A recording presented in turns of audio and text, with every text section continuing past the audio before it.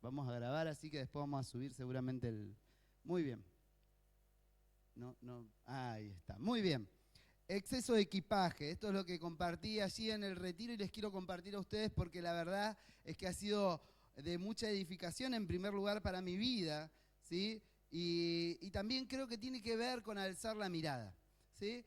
¿Qué es el exceso de equipaje? ¿Sí? Hicimos una dinámica en el retiro, entonces en el medio del retiro llegó mi esposa con la valija que habíamos llevado, su campera, una mochila, anteojos, gorro de lana, y llegó todo así, ¿vieron cómo es ella que llega todo? Y empezó a hacer ruido, que esto, lo otro, es más, una hermana no la reconoció y dijo, ¿qué le pasa a esta mujer? Porque había llegado sobrecargada de cosas. Y no sé si usted cuando se va de vacaciones, ¿cuánto llevan cosas de más que después no usan? ¿Llevan cosas? Sí, todos llevamos cosas de más, por más que no levante la mano, no le creo. Yo sé que usted lleva cosas que después no usa y anda todas las vacaciones con el mismo jean, con el mismo pantalón y después cuando se lo saca el pantalón camina solo. Porque usó todas las vacaciones el mismo. Y nos pasa esto, ¿no? Y llevamos un montón de cosas, pero claro, no nos damos cuenta porque simplemente las llevamos y como por ahí nos contaban Aldo y Griselda que siempre en las vacaciones cuando se iban, Griselda cargaba, los pastores de Puerto Santa Cruz, cargaba un montón de cosas en el auto y Aldo se enojaba. Y entonces, claro, como mucho genera un conflicto, hay una peleita, pero después terminaban llevando todo, ¿no? Porque siempre, si hay lugar, nosotros metemos. ¿A dónde es que nos llevamos exceso de equipaje? Cuando vamos al aeropuerto. Ahí nos cuidamos. Ahí nos cuidamos porque decimos, no nos va a cobrar 1 kilo de más y pesamos la valija, la medimos, todo, ¿no? ¿Ustedes hacen eso también? Sí, todos lo hacen. Claro, se la llevo vacía, claro. Ve acá dice, la llevo vacía para comprar y después traerla llena.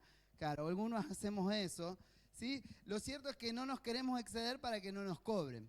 La realidad es que, en realidad, siempre que tenemos exceso de equipaje, se nos cobra por el exceso de equipaje. Pasa que usted no se da cuenta. Por ejemplo, cuando nosotros tenemos algunos kilos de más, si tenemos exceso de equipaje, después tenemos problemas de colesterol, ¿no? Después los triglicéridos, ¿no? Pues acá Virginia me puede ayudar, pero es cierto, ¿no? Entonces vamos después a la nutricionista y la nutricionista nos dice, no, para que no te cobren exceso de equipaje. En otras palabras, tenés que hacer ejercicio, tenés que comer así, tantas veces por día, tenés que hacer una media mañana con una fruta, y entonces empezamos a bajar, ¿para qué? Para que el físico no se resienta. En realidad lo que está haciendo el cuerpo, al igual que Aerolíneas Argentinas, nos cobra exceso de equipaje. ¿Sí? Es básicamente. ¿Estamos bien? ¿Qué más? Cuando, por ejemplo, en nuestras responsabilidades, ¿no? Cuando tenemos muchas responsabilidades, muchas ocupaciones. Tenemos el trabajo. Esta semana tenía que entregar un montón de trabajos para el seminario y además tenía que preparar los temas para el retiro y tenía que armar la prédica. Digo, ¿cómo hago? ¿Cómo nos cobran las responsabilidades del exceso de equipaje? Bueno, muchas veces con el estrés. ¿Qué es el estrés? Cuando no puedo con todo. Y que los chicos me lloran, y que tengo que hacer esto, tengo que hacer aquello, lo otro, esto, lo otro. Tengo tanto, no puedo, que me agarra un estrés. Y bueno, y algunos llegan a picos de estrés. ¿Qué pasa con las emociones? Cuando tengo una revolución emocional, termino en ataques de ansiedad, termino en problemas en agotamiento emocional, ¿no? Y si estoy recansado, ¿y por qué estás cansado? Y claro, hay un agotamiento emocional. Son tantas las cargas que llevo que el cuerpo o las emociones a nivel psicológico, vamos a decirlo, bueno, hoy no está Gisela, pero si no nos podría ayudar más, nos termina cobrando un exceso de equipaje. Es que todos llevamos cargas, todos llevamos cosas que podríamos quitar de nuestro equipaje, pero claro, como en este sentido no viene Aerolíneas y te dice, che, mirá, estás llevando muchas responsabilidades, no podés con todo. O no viene Aerolíneas y te dice, mirá, la verdad que estás cargando con cosas a nivel emocional que no tendrías que cargar. Y te cobra, porque si no nosotros la dejaríamos. Claro, cuando nos toca en el bolsillo, dejamos. Y cuando hablamos de nuestra relación con Dios, sucede algo similar. Llevamos cargas a nuestra relación con Dios que no tendríamos que llevar. ¿Y saben qué pasa? En nuestra relación con Dios nos terminan cobrando un exceso de equipaje que nos limita. Nos limita en nuestro acceso libre a Dios. Claro, porque venimos cargados. Venimos con la mochila, con la valija, con el gorrito, con los anteojos y venimos a Dios así. Dice, ya estás cargando muchas cosas, tantas que te están limitando.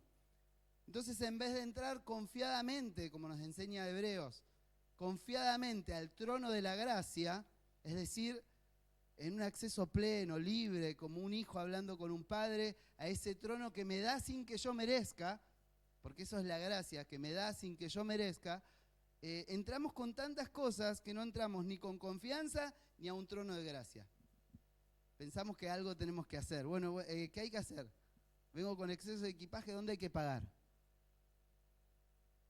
Y usted me dirá, ¿y cómo es eso? Bueno, esto pasa y usted lo ve en la Biblia constantemente.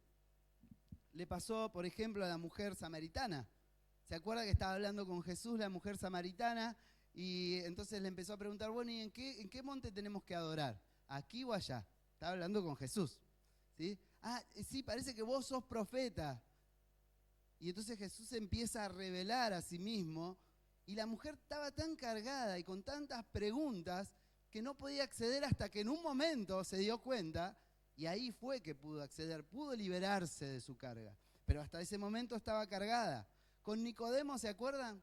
Jesús, como se la explicó por arriba, para abajo, de costado, de un lado al otro, tenés que nacer de nuevo. O sea, tenés que resetear, tenés que sacar toda la carga con la que venís a Dios, nacer de nuevo y empezar de cero. ¿Sí? Esto en computación, en términos tecnológicos, es resetear algo. Reprograma todo, sin backup. O sea, no guardes nada, sacá todo y instalá todo de nuevo. Eso le decía Jesús, el hijo pródigo en la casa del padre, y no entendió. Evidentemente, había una carga. Él tuvo que ir y vivir todo, y recién cuando vio al padre que lo recibió con los brazos abiertos, ahí comprendió el amor del padre incondicional. El hombre junto al estanque de Betesda, ¿se acuerdan? Estoy acá, paralítico, y Jesús le dice, ¿querés ser sano?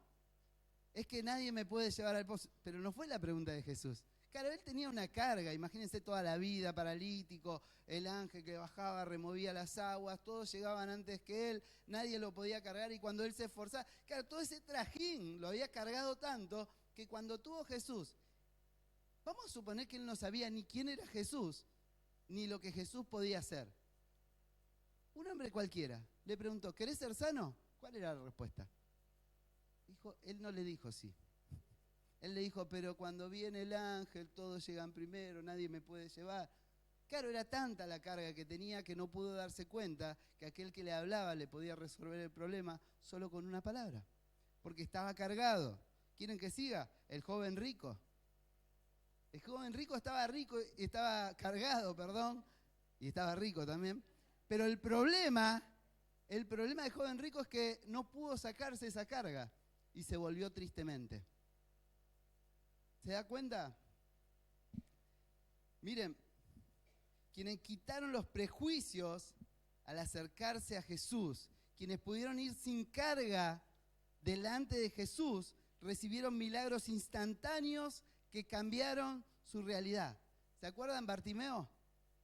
¿Qué gritaba Bartimeo? Jesús, hijo de David, ten misericordia de mí. Cállate, que es el maestro. No me importa quién es. Yo quiero que Jesús tenga misericordia de mí. No, Jesús, hijo de David.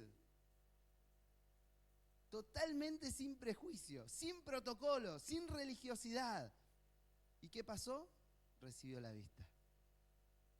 La mujer que tocó el manto, entre medio de la muchedumbre, la mujer que era repudiada, claro, ya lo había perdido todo.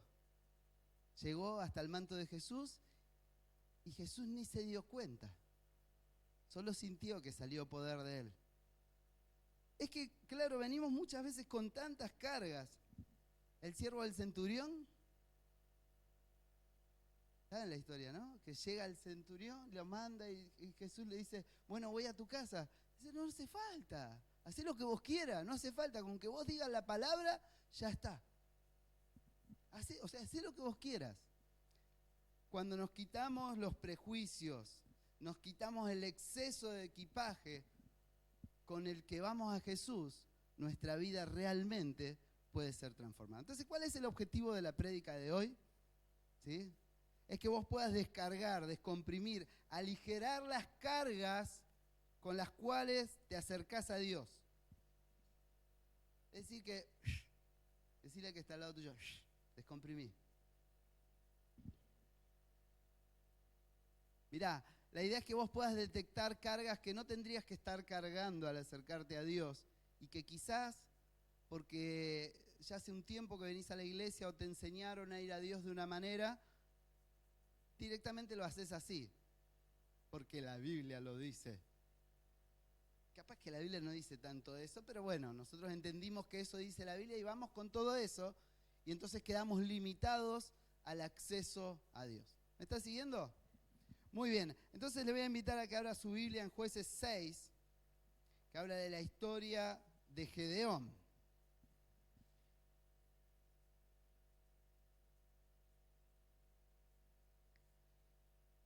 Allá en Santa Cruz me dijo un hermano, mi Biblia no tiene jueces, es el 7º libro. Así me dijo, no tiene jueces. No, sí lo tiene, estoy seguro. Así sea católica, su Biblia también tiene jueces. Está después de Josué. Está el Pentateuco, los primeros 5 libros, Josué y Jueces. ¿Bien? Muy bien, dice ese 7º libro en su 6º capítulo. Jueces 6, del 1 al 24. Los israelitas hicieron lo que ofende al Señor, y Él los entregó en manos de los madianitas durante 7 años. Era tal la tiranía de los madianitas que los israelitas se hicieron escondites en las montañas y en las cuevas y en otros lugares donde pudieran defenderse. Siempre que los israelitas sembraban, los madianitas, amalecitas y otros pueblos del oriente venían y los atacaban. Acampaban y arruinaban las cosechas por todo el territorio hasta la región de Gaza.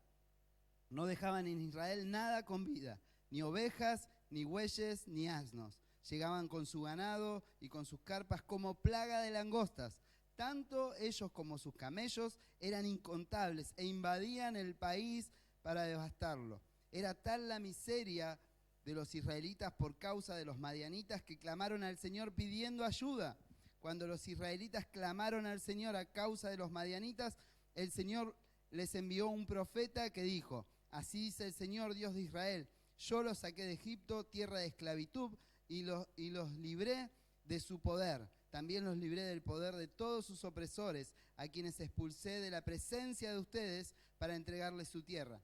Les dije: yo soy el Señor, su Dios. No adoren los dioses de los amorreos en cuya tierra viven. Pero ustedes no me obedecieron. El ángel del Señor vino y se sentó bajo la encina que estaba en Ofra, la cual pertenecía a Joás, del clan de Abiezer. Su hijo Gedeón estaba trillando trigo en un lugar para protegerlo de los madianitas. Cuando el ángel del Señor se le apareció, Gedeón le dijo: el Señor está contigo, guerrero valiente. Pero Señor, replicó Gedeón, si el Señor está con nosotros, ¿cómo es que nos sucede todo esto? ¿Dónde están todas las maravillas que nos contaban nuestros padres cuando decían: el Señor nos sacó de Egipto? La verdad es que el Señor nos ha desamparado y nos ha entregado en manos de Madián. El Señor lo encaró y le dijo: ve con la fuerza que tienes y salvarás a Israel del poder de Madián. Yo soy quien te envía. Pero Señor, objetó Gedeón, ¿cómo voy a salvar a Israel? Mi clan es el más débil de la tribu de Manasés. Yo soy el más insignificante de mi familia. El Señor respondió: tú derrotarás a los madianitas como si fueran un solo hombre, porque yo estaré contigo. Si me he ganado tu favor, dame una señal de que en realidad eres tú quien habla conmigo, respondió Gedeón. Te ruego que no te vayas hasta que yo vuelva y traiga mi ofrenda y la ponga ante ti. Esperaré hasta que vuelvas, le dijo el Señor. Gedeón se fue a preparar un cabrito, además con una medida de harina hizo panes sin levadura, luego puso carne en una canasta y el caldo en una olla, y lo llevó y se lo ofreció al ángel bajo la encina. El ángel de Dios le dijo: toma la carne y el pan sin levadura y ponlo sobre esta roca, y derrama el caldo. Y así lo hizo Gedeón. Entonces, con la punta del bastón que llevaba en la mano, el ángel del Señor tocó la carne y el pan sin levadura, y de la roca salió fuego que consumió la carne y el pan. Luego el ángel del Señor desapareció de su vista. Cuando Gedeón se dio cuenta de que se trataba del ángel del Señor, exclamó: ¡ay de mí! ¡Ay de mí, Señor y Dios! He visto el ángel del Señor cara a cara.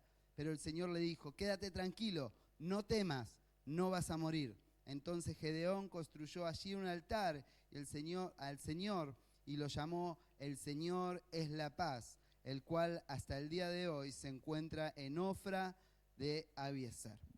Muy bien, hasta ahí vamos a leer. Después, si quiere leer toda la historia, léala. Pero aquí es donde el Señor llama a Gedeón, ¿sí? Y se le revela cara a cara, ¿sí? Así que, ¿qué es lo que tengo que quitar y qué vamos a aprender? ¿Cuántos puntos son? Por supuesto. Muy bien, quitando cargas que llevo a mi relación con Dios. Quiero que me entienda el concepto. Usted va a Dios, si usted me entiende esto, usted va a entender todo lo que vamos a predicar. Usted va a Dios y usted va tal cual es. ¿Sí? Ahora el Señor quiere que nosotros accedamos a Él, que nosotros vayamos a Él. Pero muchas veces nosotros vamos con un montón de cosas que nos nublan o los limitan. Lo que vamos a hablar ahora son esas cosas. Si usted detecta algo que en su vida está pasando, o usted no está pudiendo acceder a Dios libremente, o no está comprendiendo lo que Dios quiere para su vida, puede ser que haya cosas que en su relación con Dios no tendrían que existir, ¿sí? Así como en un matrimonio no tendría que existir la violencia, porque entonces esa relación está insana, está enferma, por lo cual no se puede dar una relación plena matrimonial como Dios la quiere. Cuando nosotros vamos a nuestra relación con Dios, muchas veces tenemos problemas que no nos dejan fluir en nuestra relación con Dios, ¿sí? Y acá no vamos a hablar exclusivamente del pecado, aunque todas estas cosas se podían transformar en un pecado, y si hay pecado en su vida, lo tiene que sacar. Vamos a hablar de otras cosas, ¿sí? ¿Bien? ¿Estamos? Muy bien. En primer lugar, estructuras mentales y de vida.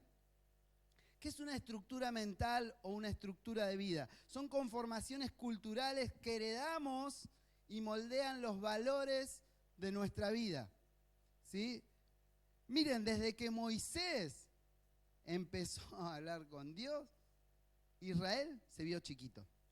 Y era lógico, porque la verdad es que el pueblo de Israel, frente a las potencias mundiales de ese momento, era chiquito. Era un clan, era un pueblito.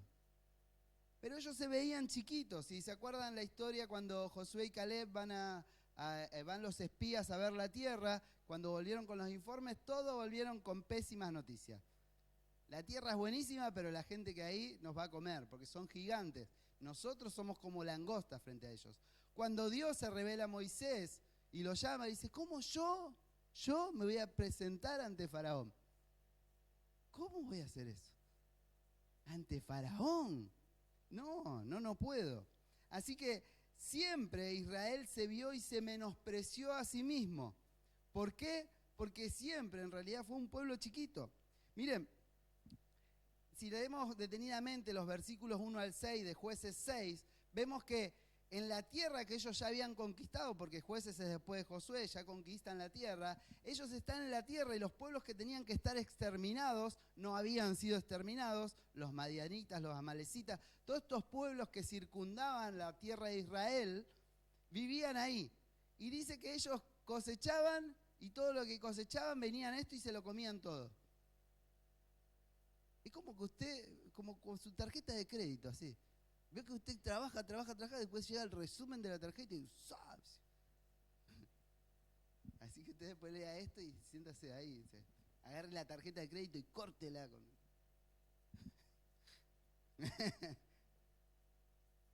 Es que en realidad había cosas que existían en ese momento del pueblo de Israel y que no deberían existir. Ellos tenían que haber exterminado los pueblos, no lo exterminaron y ahora tenían un problemón.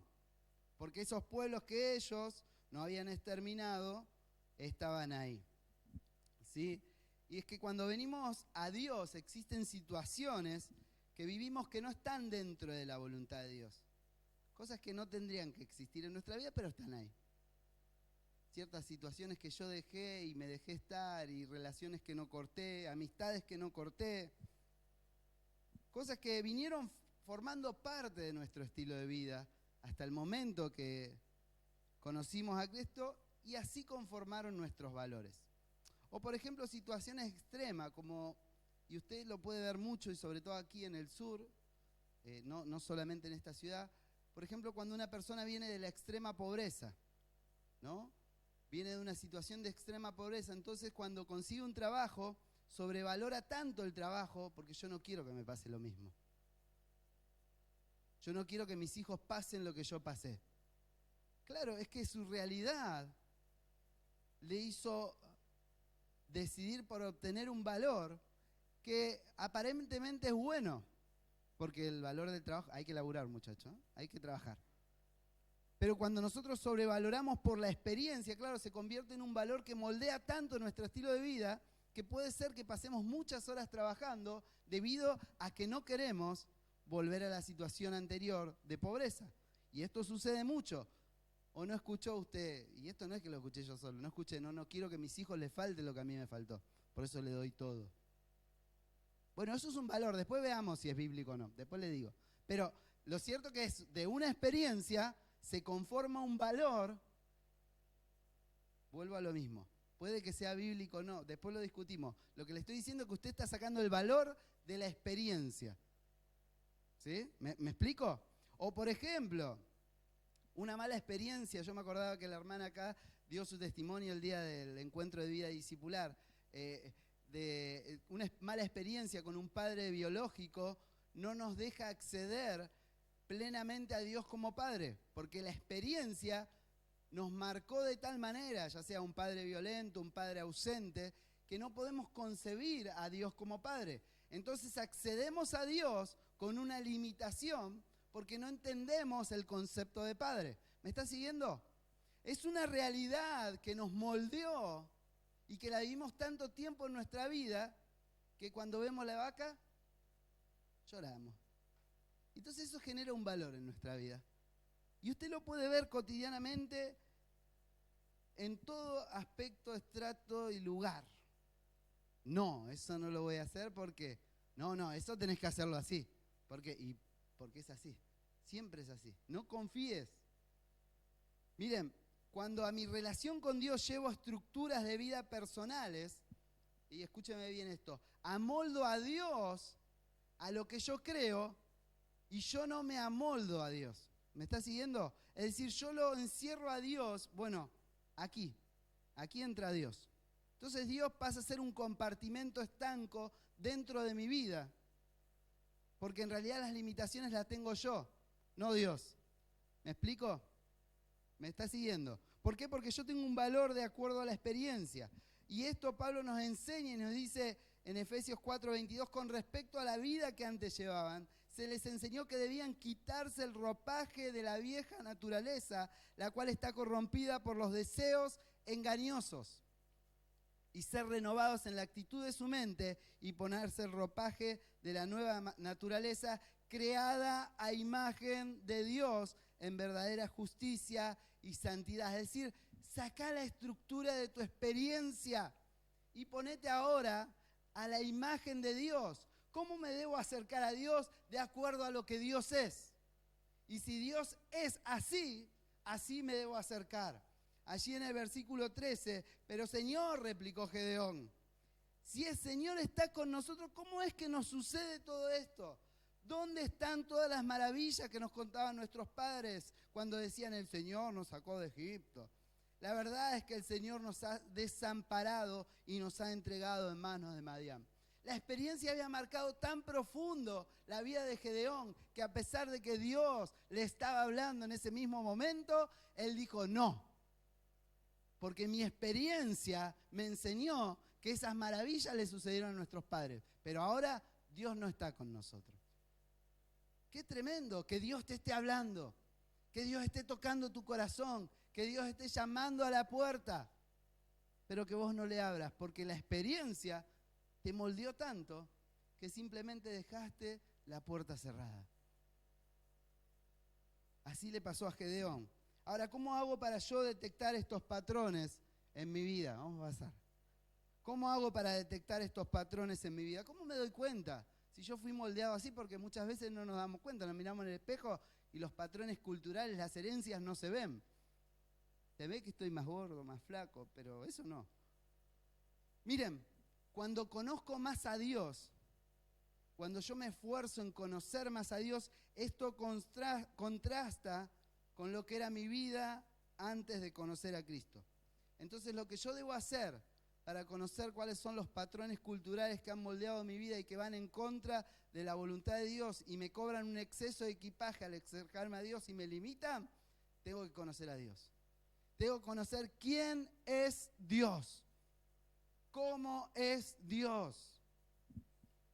Dice Filipenses 3:8, es más, dice Pablo, todo lo considero pérdida por razón del incomparable valor de conocer a Cristo Jesús, mi Señor. Es decir, Pablo dice, todo lo que yo era en mi vida antigua es pérdida para conocer a Dios.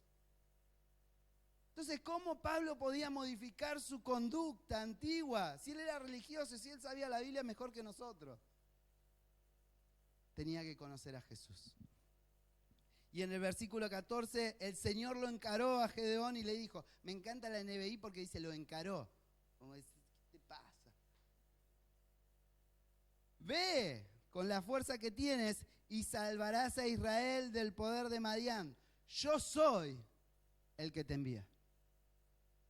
No se le puso a explicar cómo lo iba a hacer, no le dijo, yo, Dios, te envía. ¿Amén? Así que para cambiar esos patrones tengo que conocer a Dios. Segundo, ¿qué cosas debo quitar? Las preconcepciones. Son conceptos mentales que yo tengo porque veo la realidad desde mi propia posición. Es mi opinión personal. A veces yo hablo con gente y le digo, pero la Biblia dice, pero pastor, mire lo que me pasa. ¿Sí? ¿Te pasa? Decirle que está al lado, te pasa.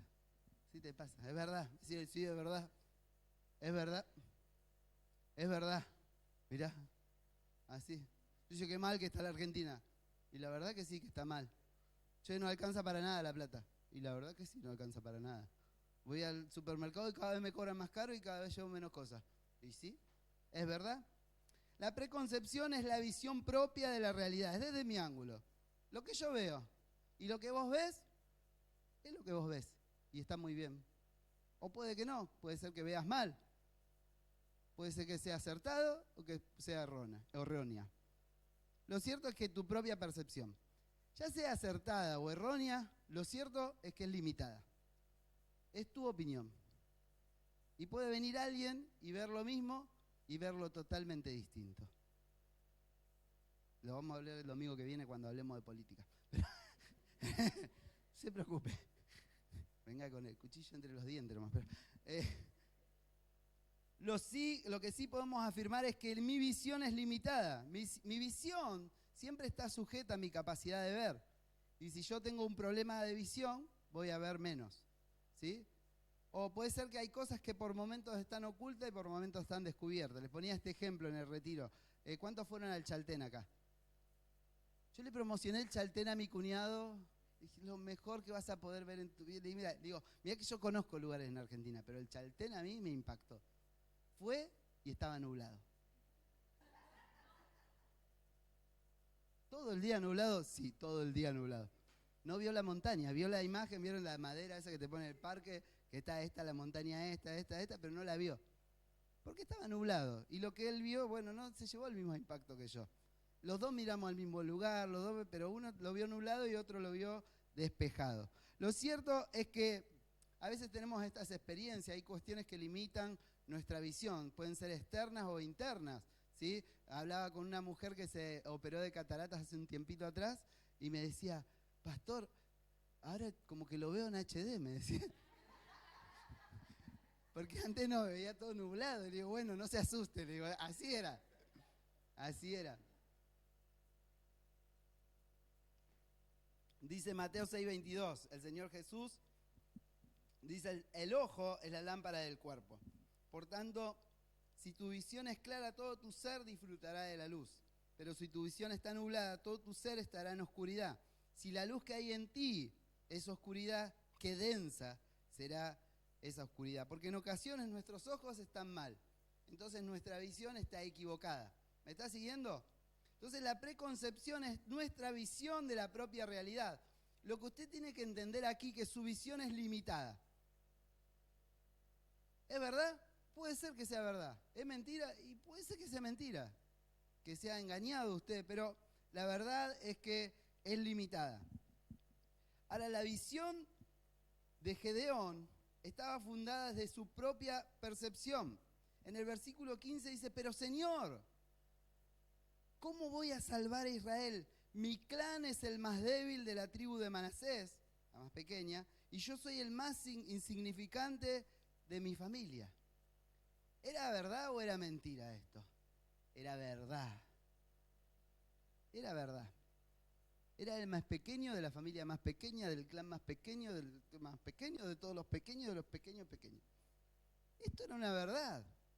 Lo cierto que lo que Gedeón estaba percibiendo de su realidad estaba fundado en su propia visión de todo. Y como les dije, su visión era limitada. ¿Era verdad? Sí, era verdad. Pero al fundar todo lo que vemos y toda nuestra realidad a través de lo que nosotros, de nuestra propia opinión, nos limitamos. Entonces la pregunta es, ¿cómo te estás viendo? ¿Cómo te estás viendo a vos mismo? ¿A través de qué lentes te estás viendo? Dice, fíjense, porque usted me dirá, pero pastor, yo tengo tantos problemas.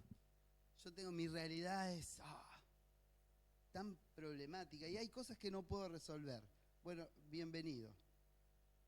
Si se dio cuenta ahora, hace 20 años, 30, no sé cuántos años, que hay cosas que no va a poder resolver, bien, está viendo bien. Está viendo su realidad, solo que está percibiendo, está preconcibiendo todo su mundo a través de su opinión, lo cual es limitado. Segunda de Corintios 12, 7 al 10 dice, fíjense lo que dice Pablo de su realidad, ¿no? Dice, para evitar que me volviera presumido por estas revelaciones, una espina me fue clavada en el cuerpo, es decir, un mensajero de Satanás, para que me atormentara. 3 veces le rogué al Señor que me la quitara, pero Él me dijo, te basta mi gracia, pues mi poder se perfecciona en la debilidad. Por tanto, gustosamente haré más bien alarde de mis debilidades, para que permanezca sobre mí el poder de Cristo. Por eso me regocijo en debilidades, insultos, privaciones, persecuciones y dificultades que sufro por Cristo. Porque cuando soy débil, entonces soy fuerte. Pablo está diciendo, esto es todo lo que me pasa. Y es más, estoy enfermo, le pedí al Señor y el Señor me dijo no. No es que le dijo, no, yo tengo fe que el Señor me va a sanar, que me va a... No, el Señor me dijo que no. Pero estoy tan débil que entiendo que el Señor se hace fuerte en mí. Y esta es la realidad que cambia, que es la realidad de Dios. Miren, puede que exista una realidad que no podemos negar, pero también podemos ver el futuro divino como algo realizable en nuestra vida. Y si no es así, no hay esperanza. Por eso cuando cantamos Yo veré, sí, yo quiero ver la voluntad de Dios en mi vida. Quiero ver su reino aquí, ahora. Porque el Señor lo puede hacer, yo puedo no. Mi realidad lo puede hacer, no. Y estoy viendo bien, sí. Pero el Señor puede hacer algo nuevo. Decir al que está al lado de Dios puede hacer algo nuevo. Hay esperanza. ¿Cómo ves la ciudad? ¿Cómo ves la ciudad? No hay esperanza. Está todo mal. Le quiero decir que el Señor puede hacer algo. El Señor puede hacer algo nuevo. El Señor puede cambiar nuestra nación. Sino que, ¿qué esperanza tenemos? ¿Para qué somos la iglesia del Señor? Si no podemos proclamar esperanza para nuestra nación. Si no podemos ser la luz y la sal de esta tierra. Miren, mi hermano, tenemos que orar por nuestra nación. Tenemos que orar por nuestros gobernantes. No importa quién sea, Dios puede cambiar al más vil. Dios puede cambiar al más corrupto. Y si usted cree que no lo puede hacer, le quiero decir que usted no está creyendo en el Dios de la Biblia. Dios lo puede hacer. Entonces, dice 1 Corintios 13:12, ahora vemos de manera indirecta y velada, como en un espejo, pero entonces veremos cara a cara. Ahora conozco de manera imperfecta, pero entonces conoceré tal y como soy conocido. La perfección viene, la obra de Dios viene. El Señor va a completar la obra que comenzó en tu vida. Entonces debemos quitar las preconcepciones de nuestra vida y ver lo que Dios quiere para nosotros. Miren, cuando yo a veces hablo con algunos, le digo, yo creo en lo que Dios puso en vos. Y si no te lo dije, te lo digo ahora. Yo creo en lo que Dios puso en vos. Yo creo en lo que Dios está haciendo en vos. Pero pastor, estoy pecando. Bueno, esa es la realidad. Pero lo que Dios ve es otra cosa. Y yo oro para que el Señor obre con poder en tu vida y que la obra que comenzó la va a perfeccionar porque Él es fiel. Amén. Entonces, ¿cómo hago para detectar si estoy limitado en mi preconcepción? ¿Está ahí la otra? ¿Cómo hago? ¿Cómo hago para detectar si estoy limitado en mi preconcepción? Bueno, en definitiva, debo definir mi visión de acuerdo a lo que Dios dice de mí y no de acuerdo a lo que yo veo, no de acuerdo a mi opinión. ¿Me está siguiendo? ¿Y qué es lo que Dios dice de mí? Bueno, en Romanos puedo decir muchas cosas, pero voy a decir dos nomás. Dice Romanos 8:1, por tanto ya no hay ninguna condenación para los que están unidos a Cristo Jesús, pues por medio de la ley del Espíritu de vida me ha liberado de la ley del pecado y de la muerte. ¿Qué quiere decir? Que ya no estás condenado, que no tenés que vivir con culpa, porque el Señor dice que hay libertad en Cristo. Y dice 1 de Pedro 2:9, ustedes son linaje escogido, real sacerdocio, nación santa, pueblo que pertenece a Dios, para que proclamen las obras maravillosas de aquel que los llamó de las tinieblas a su luz admirable. Ustedes antes ni siquiera eran pueblo, pero ahora son pueblo de Dios. Antes no habían recibido misericordia, pero ahora han recibido misericordia. Decirle al que está al lado, si es nena, decirle, sos una princesa. Y si es nena, estás hecho un rey. Decirle. Sos una princesa. Que no se les pierda el zapato. ¿Eh? No sé si van a encontrar príncipe azul. Pero... Muy bien. Tercero, y termino. Otra cosa que debemos quitar cuando accedemos a Dios o cuando vamos a nuestra relación con Dios es la religiosidad. ¿Y qué es la religiosidad? Es enmarcar a Dios dentro de nuestros parámetros para su obrar. Es decir, si Dios no lo hace así, no es Dios. ¿Y cómo? Porque así siempre lo hizo así Dios. Y porque Dios es Dios y es así. Quiere decir que vos conocés todo de Dios y que Dios siempre va a hacer con lo que ya hizo. Que el Dios infinito y eterno, vos ya lo conocés todo. Y que ya sabés cómo siempre obró y que no va a hacer más nada que lo que ya hizo. O sea que el Dios que creó el mundo de la nada y solo con la voz, con su palabra creadora, vos ya sabés cómo va a hacer las cosas. Eso es religiosidad. Decirle, mirá lo que está al lado, no seas religioso.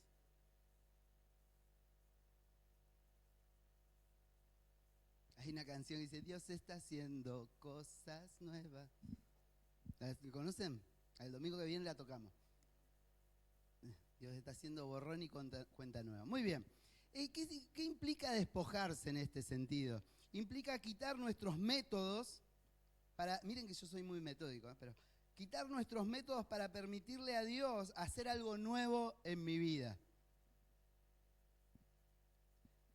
Quitar nuestros métodos, te voy a decir así, nuestra cajita cuadradita acá, para permitirle que Dios haga algo nuevo.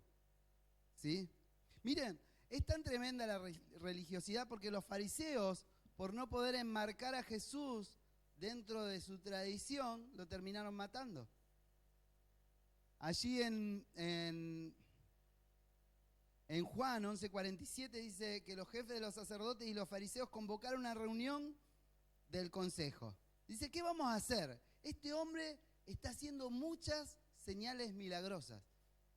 Claro, el problema era que iba en contra de la tradición de los fariseos, pero las obras milagrosas certificaban que Jesús venía de Dios. ¿Se acuerdan la pregunta de Nicodemo nuevamente? Venía de Dios, pero claro, iba en contra de... ¿Qué hacemos? Porque no se ajusta a nuestras tradiciones, a nuestros parámetros. ¿Qué hacemos cuando Dios hace algo que no se ajusta a nuestra propia experiencia religiosa?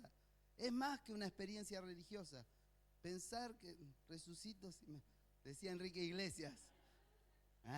La saben, ¿no? Primera de Enrique.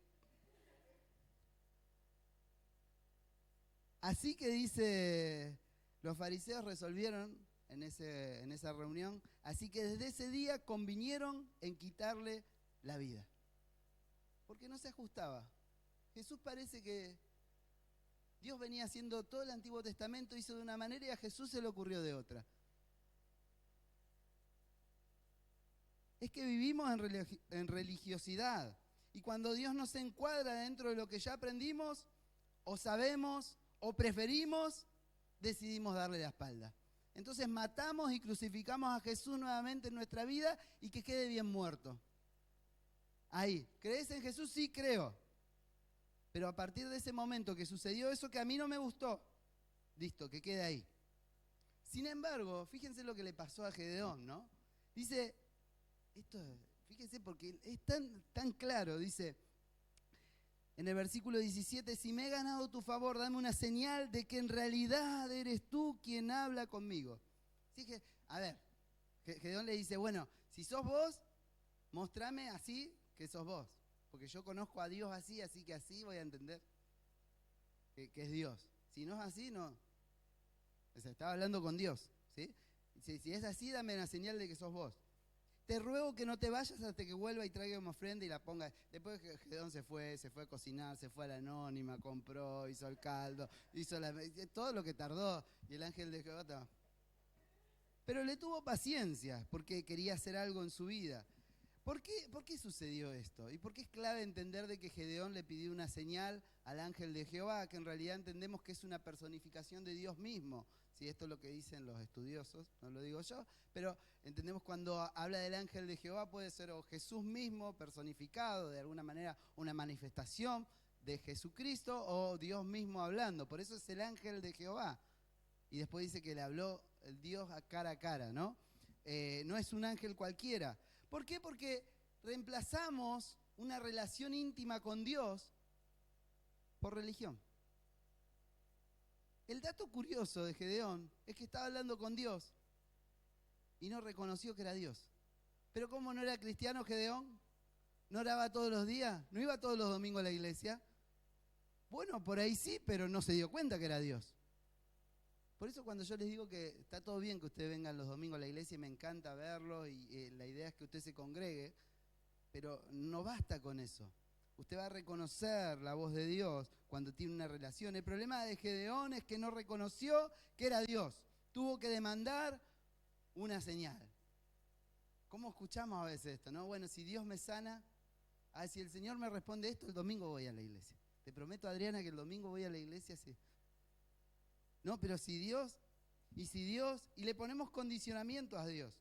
Ahora, digamos contésteme una pregunta. ¿Cree usted que Dios está aquí? ¿Cree que Dios le está hablando? Porque pareciera ser que a veces nos vamos y como que Dios no estuvo aquí.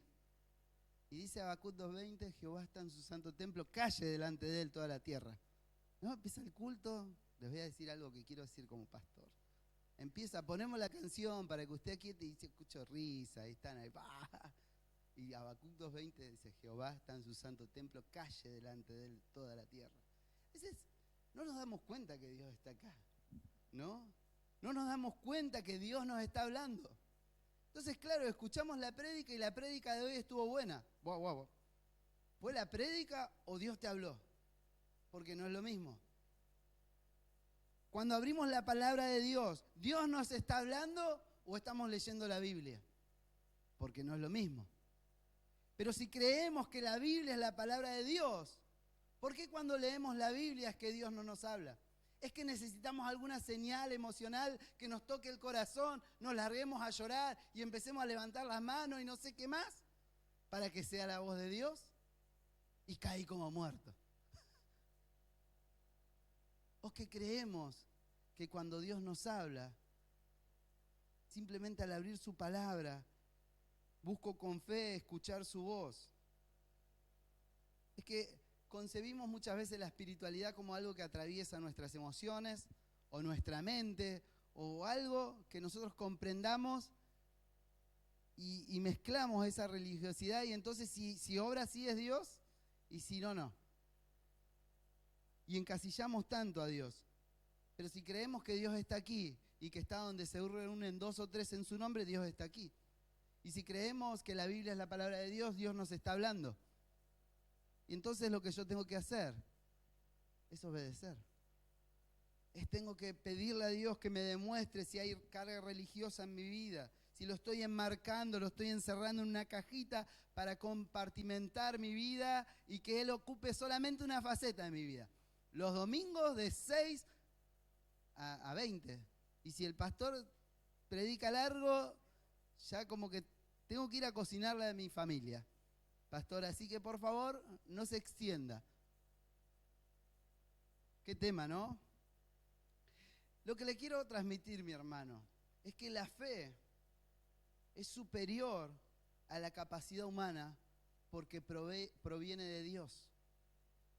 Usted no puede limitar a Dios. Usted no tiene la capacidad humana para limitar a Dios. Lo que sí puede hacer es darle la espalda. De hecho, Pablo nos enseña que nadie dice a Jesús Señor sino por el Espíritu Santo. O sea que si usted está impulsado en este día a buscar a Dios y vino a la iglesia es porque Dios está haciendo algo en su vida. Puede ser que usted no lo vea, puede ser hasta que usted no lo sienta o no sé qué, pero Dios está haciendo algo. Es más, dice Pablo enseñándole a los Corintios en el capítulo 2, versículos 12 y 13, nosotros no hemos recibido el espíritu del mundo, sino el espíritu que procede de Dios, para que entendamos lo que por su gracia Él nos ha concedido. Esto es precisamente de lo que hablamos, no con las palabras que enseña la sabiduría humana, es decir, no encasillamos a Dios, sino con las palabras que enseña el Espíritu, de modo que expresamos verdades espirituales en términos espirituales. No podemos limitar a Dios. No podemos encasillar a Dios en una cajita mental para que Él haga lo que yo quiero que Él haga. Si no, sí va a ser una experiencia religiosa. Y cuando siente que Dios me toca, resucito. Y si no lo siento, no. Pero si su palabra es verdad para mí y su obrar es real en mi vida, no hace falta sentimientos, ni siquiera razonamientos. Dios lo está haciendo. Por eso, mi hermano, si vos estás teniendo problemas, si vos estás teniendo dificultades, confía que Dios está haciendo algo grande en tu vida. No lo veo, no lo siento, pero Dios lo está haciendo. Entonces, ¿cómo hago para saber si estoy rechazando lo de Dios? ¿Cómo hago para saber si estoy limitando detrás de mi religiosidad lo que Dios está haciendo? Bueno, básicamente tengo que evaluar si es un desafío de fe que me lleva a depender de Dios o no. Si dependo de mi capacidad, si dependo de mi emoción, si dependo de mis conocimientos, no proviene de Dios, no es un desafío de fe. Y la fe proviene del cielo. Ahora, si me lleva a depender de Dios, a decir, yo no puedo en mis fuerzas, pero creo que Dios lo puede hacer. Miren, así pasó cuando empezamos con Puerto Santa Cruz. Miren, cualquiera diría que somos una iglesia muy pequeña para querer ir a Turquía. Pero dependemos de Dios. Y si Él nos quiere llevar, nos va a llevar. Miren, dice Pablo allí en 2 Corintios 4, 12 y 13, así que la muerte actúa en nosotros y en ustedes la vida. Escrito está, creí y por eso hablé. No, entendí y por eso hablé, sentí y por eso hablé. Creí y por eso hablé. Con ese mismo espíritu de fe, también nosotros creemos y por eso hablamos. Y en Juan 20, 29 dice, porque me has visto, has creído. ¿A quién le dijo esto? A Tomás. Dice, dichosos los que no han visto y sin embargo creen. ¿No lo has visto? ¿No lo sentiste? ¿No lo experimentaste? ¿No lo pensaste? Créelo. Porque ahí está la plenitud de la vida. Cuando nosotros creemos lo que Dios, solamente Dios puede hacer. No enmarques a Dios. Eso es religiosidad. No esperes que Dios haga lo que vos ya sabés que va a hacer, porque Dios puede hacer algo totalmente nuevo en tu vida. En conclusión, me extendí, no sé, no importa. ¿Cómo hago para quitar las cargas que llevo a mi relación con Dios. En primer lugar, tengo que quitar, en cuanto a las estructuras mentales y de vida, tengo que quitar las herencias que moldean los valores de nuestra vida. Tenés que revisar toda tu vida. ¿Qué fue lo que sucedió en toda tu vida? Revisarlo, porque puede ser que hayan generado valores que van en contra de lo que Dios quiere para tu vida. Puede que algunos no, y que lo podamos aplicar y entender de que provino de Dios en cuanto a un valor, pero hay cosas que tenemos que cambiar. En cuanto a las preconcepciones, que es la visión de mi propia realidad, tengo que ver lo que Dios está viendo y de modo que derribe mis limitaciones. Y en cuanto a la religiosidad, que es limitar a Dios, tengo que dejar que Dios sobre su perfecta voluntad y me desafíe a ir más allá. Entonces, pastor, predicó 1 hora. Bueno, ¿qué se tiene que llevar? Escúcheme ahora. Escúcheme ahora. ¿Están escuchando? Tengo que morir para que Cristo viva en mí. Gálatas 2:20. Búsquenlo en su Biblia y se lo van a aprender de memoria esta semana y alguien le va a regalar un bonobón la semana que viene. Con Cristo estoy juntamente crucificado y ya no vivo yo, mas Cristo vive en mí. Y lo que ahora vivo en la fe, lo vivo en la fe del Hijo de Dios, el cual me amó y se entregó a sí mismo por mí. Si usted logra vivir esto en su vida, va a estar crucificando su carne, sus preconcepciones, sus estructuras mentales y de vida y su religiosidad. Si usted puede vivir así su vida, usted va a vivir la plenitud y no va a haber exceso de equipaje que le estén cobrando al acercarse a Dios. ¿Usted quiere disfrutar de la presencia de Dios? Tiene que morir. ¿Vieron que a veces decimos, me quiero morir? Muérase. Vamos a orar. Y allí donde estás, está muy bueno que puedas orar y pedirle a Dios que traiga luz si hay algo en tu vida que no está bien. Si hay algo en tu vida que venís cargando y cargando y cargando y cargando y no te dabas cuenta, pero no te permitía acceder a Dios.